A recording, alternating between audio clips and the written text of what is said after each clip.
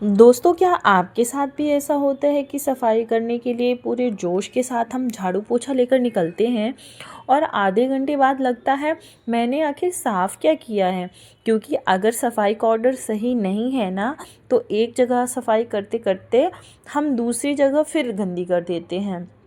ऊपर की डस्ट नीचे गिरती है, नीचे का पोछा लगा दिया, फिर ऊपर से कुछ नीचे गिर गया और आखिर में हमारी हालत ऐसी हो जाती है कि घर तो साफ़ हो जाता है लेकिन खुद दोबारा साफ़ होने लायक नहीं बचते हैं। तो आज मैं आपको बताऊंगी घर की सफाई का वो ऑर्डर जिससे कम मेहनत में सफाई ज़्यादा अच्छी होगी और सबसे ज़रूरी, एक ही काम बार बार नहीं करना पड़ेगा।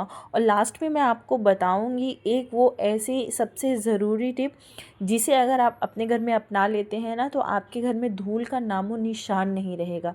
तो वीडियो को पूरा ज़रूर देखिएगा और अगर आपको वीडियो अच्छा लगता है तो लाइक शेयर सब्सक्राइब ज़रूर करिएगा और कमेंट करके बताइएगा कि आपको सबसे अच्छी आदत कौन सी लगी। तो चलिए वीडियो को शुरू करते हैं। तो हमारी जो सबसे पहली गलती है वो हम ये करते हैं कि सीधे झाड़ू लेकर लगाने लग जाते हैं, लेकिन सफाई की शुरुआत झाड़ू से नहीं, सामान हटाने से होनी चाहिए। जो सामान इधर उधर फैला है, बच्चों के कपड़े हैं, खिलौने हैं, कॉपी बुक्स है, बर्तन है, जो भी सामान इधर उधर फर्श पे फैला है पहले उनको उनकी जगह पर रख दीजिए। उसके बाद जो भी बिस्तर है, सोफ़ा है, उनको झाड़ दीजिए क्योंकि उनमें जो भी गंदगी हो वो सब नीचे गिर जाए। तो अब आते हैं सबसे इम्पॉर्टेंट रूल में, ऊपर से नीचे। मतलब पहले fan, shelf, window, frame, furniture की ऊपर वाली सरफेस और उसके बाद नीचे का फ्लोर। क्योंकि आपने पहले फ्लोर में पोछा लगा दिया और उसके बाद अगर ऊपर की शेल्फ साफ़ करी, फ़ैन साफ़ करा, तो उसकी डस्ट फिर से नीचे गिरेगी और आपका घर वापस से फिर से गंदा हो जाएगा। इसीलिए जब कभी भी डस्टिंग करें तो सबसे पहले ऊपर की चीज़ों को साफ़ कर दें, क्योंकि जो भी गंदगी हो वो नीचे गिर जाए।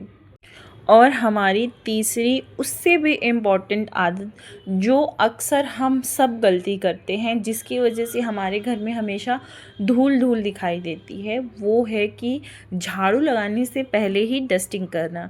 अक्सर हम क्या करते हैं, सोचते हैं कि झाड़ू से पहले ही हम जितना भी धूल है वो साफ़ कर दें, डस्ट पूरी हटा दें, इससे क्या होगा हमारा घर साफ़ हो जाएगा। पर एक्चुअल में होता उसका उल्टा है।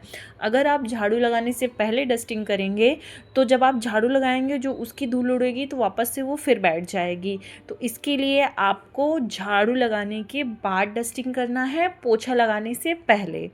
मतलब झाड़ू आपने लगा लिया, जो भी धूल बैठना था बैठ गई, उसके बाद पोछा लगाने से पहले आप डस्टिंग कर दीजिए, धूल हटा दीजिए। इससे आपके घर में बिल्कुल भी धूल नहीं समझ में आएगी और आपका घर साफ़ चमकदार हमेशा बना रहेगा। तो चलिए बढ़ते हैं अगली आदत की तरफ। तो जो हमारी अगली आदत है वो है कि घर का एक ऐसा हिस्सा जो दरवाज़ा मेन गेट खोलते ही पड़ता है, उसे कभी भी आप गंदा मत रखिए। उसमें हमेशा डस्टिंग करिए, उसकी चीज़ों को एक बार आप हाथ लगा दीजिए, साफ़ कर दीजिए। तो दिन भर वो एरिया आपका साफ़ रहेगा और आपको कुछ भी करने की ज़रूरत नहीं पड़ेगी।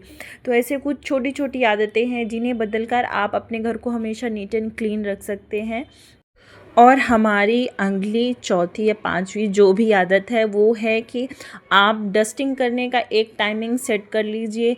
सारे काम इकट्ठा करने के बजाय कुछ कुछ कामों को थोड़ी थोड़ी हिस्सों में बांट दीजिए।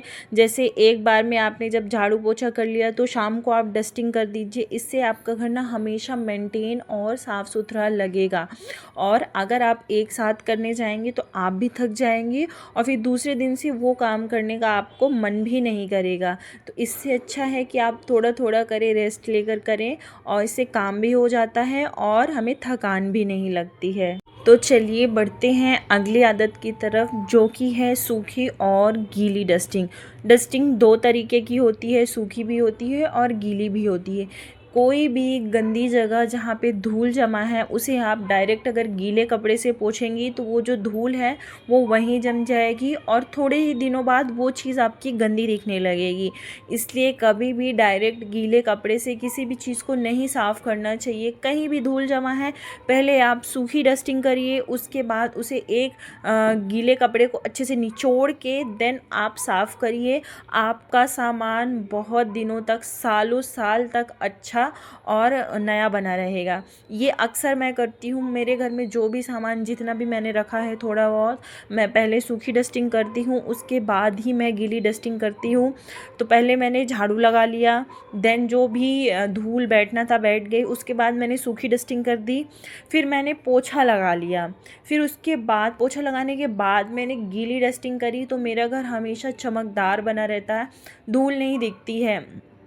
और एक रूल हमेशा बना लीजिए कि आपको दिन में एक बार डस्टिंग करनी ही करनी है। अगर आप एक दिन नहीं करोगे तो दूसरे दिन इतनी धूल जम जाती है कि ऐसा लगता है कि हमने कितने हफ्तों से घर नहीं साफ़ किया है।